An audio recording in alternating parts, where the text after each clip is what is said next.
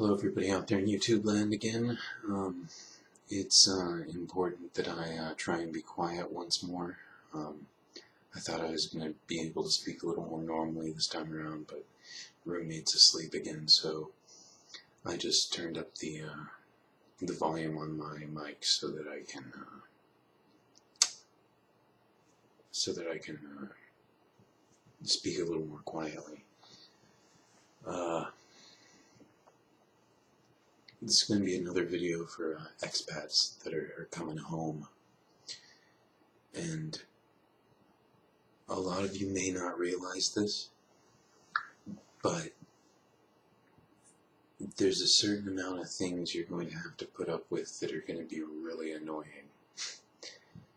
I've already discussed getting work and stuff like that, so these are just some little things that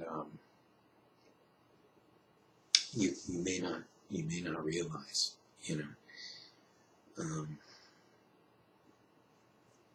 So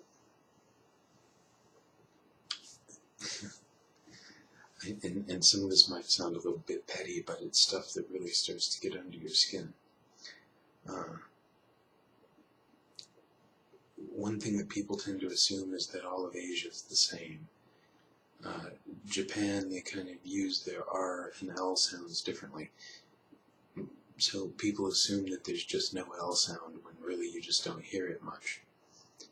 But any of you know that have been, and I'm really talking about the whole China expat thing, I guess.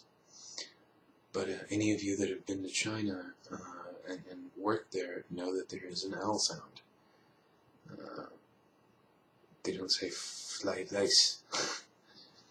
They don't even say fried rice.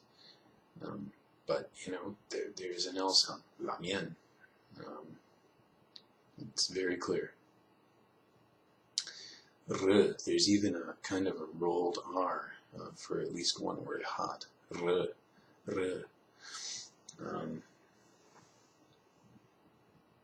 So you'll have a lot of people like kind of saying that, and it gets a little frustrating to be like, there's totally an L sound in Chinese. And then people ask like that, it's the silliest stuff, like, can you do this or that? Can you buy stuff? Of course you can buy stuff. You're going to be explaining to people that it's a lot like the U.S. in kind of a purchasing standpoint. I think people tend to wonder why you don't have any of that stuff when you get home, and they just don't really understand that, it's really hard and expensive to bring that stuff back.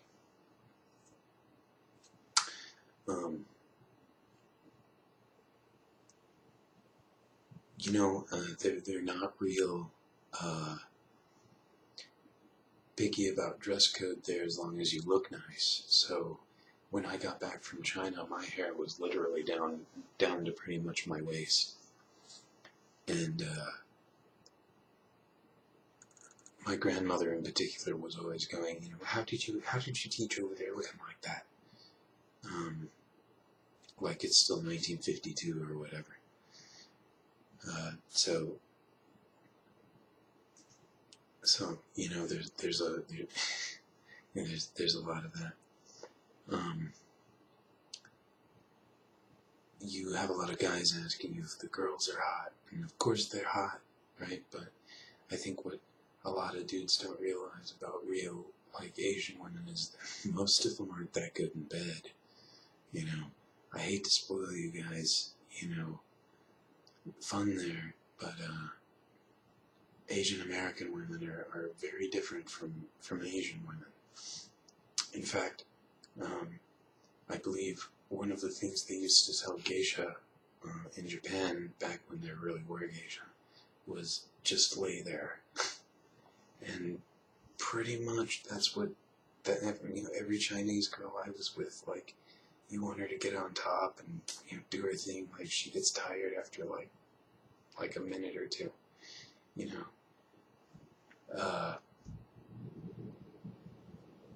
You'll have a lot of people asking why you didn't bring your girlfriend home. Well, there's that reason I just described. And then they don't necessarily realize that you can't just bring somebody. You've got to work on that. You know, there's stuff that needs to be done. And at least in my case, I really wasn't interested in staying in China any longer. And my girl hadn't been what I was hoping in some ways, and she was very lazy kind of about wanting to get this stuff done.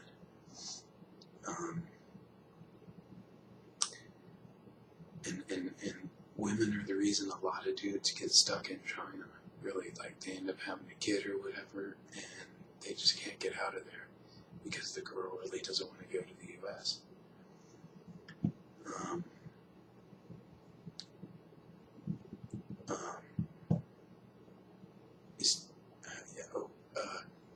You had a lot of people asking, is Western Chinese food different from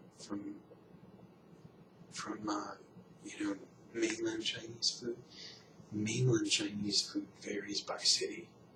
You can't go from one city to another without having kind of a different type of food. But the thing is, it does get to where you have everything. And like here in the States, you can go have Indian, you can go have Italian, you can have American, you can have this, that, and the other. And in China, unless you're in a big city and you want to spend the money, it's not that easy. If you want to eat cheap, you're going to be having Chinese food every day. And chances are, if you bring a Chinese girl home, you're going to have Chinese food every day. But, Western Chinese food is very different in that most Chinese people don't consider that Chinese food. My sister-in-law works at a very popular Chinese chain. I'm not going to mention the name, and there are a few, so I don't know that you'll be able to guess the one, and I don't want you guys to try. But she's like, yeah, I don't even eat that stuff. She's a wonderful cook, but she doesn't really eat there unless she has to. And by the way, I never ran into one egg roll in China. I ran into spring rolls, but egg rolls are not a Chinese thing, and I did start to miss those a little bit. Let me see what other kind of annoying. What were you doing over there? I mean, you might think that that's a pretty good question, but you'll find you get tired of asking it. You kind of get, or getting asked. You kind of end up with this attitude like, can't you guess? What do you think I was doing over there? Let me see what else. What's the money look like? Well, money. Well, actually, it does look different, I guess.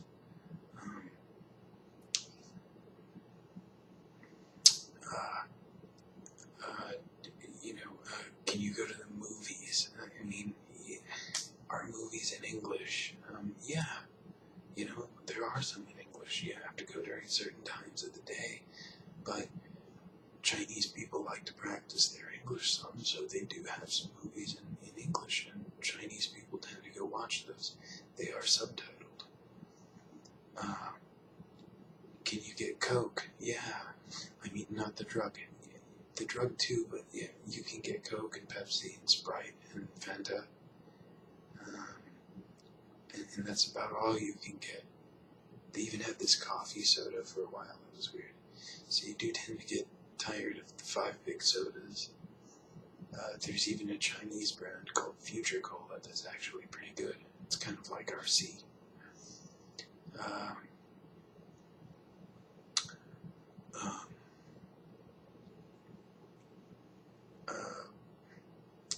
Are there gay Chinese people?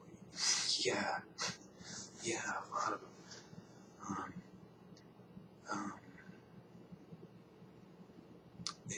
They don't. I only saw a few that were really public about it. Anyway, there's just this slew of questions that you're going to get asked, that also that seem, all the questions seem really silly, but you just kind of have to realize that people tend to be very ignorant about the East. I mean, you have a lot of people that's just too third world, you know.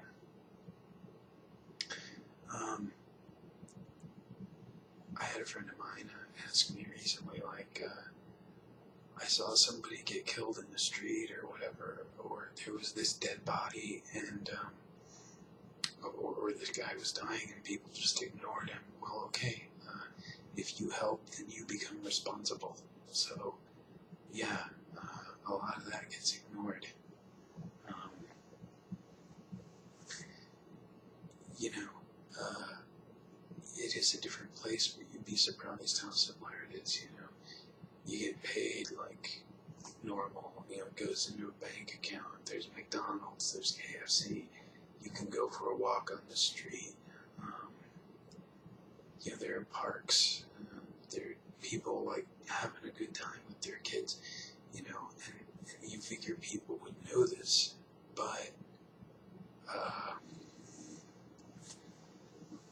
like I said, you know, as an expat returning home, or even coming home for a few months of vacation or whatever, you are going to have to just put up with a slew of questions.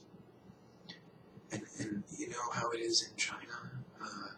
You know, those of you who've taught before or are teaching now, it seems like every day you have a new student, and every day you've got to tell them what your favorite food is, and this and that and the other, and it gets to where your other students can actually answer those questions for you. It's that annoying, but in a backwards kind of way, you know. And you know, people, I don't know what it is with the common questions that people ask about it.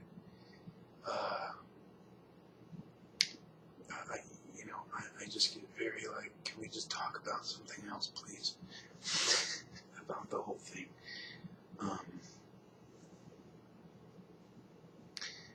You know, did you drive there? I mean, you know, just all kinds of stuff that I guess I can see people being curious about it, but, you know, it's just when somebody sits down and goes, hey, can I ask you some questions about China? It's like, go ahead. You know, like you just know that you're going to get asked a lot of the same stuff. Sometimes someone does ask something that's a little out of the ordinary, and it's almost nice to answer it. But, you know, yeah, it's a real challenge to kind of, because you also don't want to make the place sound too bad. I mean, China was my home for a while, and as much as it bothered me in some ways, I do have respect for the place. And the way, you know, people have to live there and everything. It is slightly different. And I do appreciate talking about that stuff, but just the repetitive stuff gets repetitive, and you just gotta get used to answering it, or just try and kind of give people some general ideas and keep your answers short. Seeming uninterested is kind of a good way to avoid some of that stuff. Anyway, I don't think this needs a part B, and it was just kind of general anyway. So, have a good night.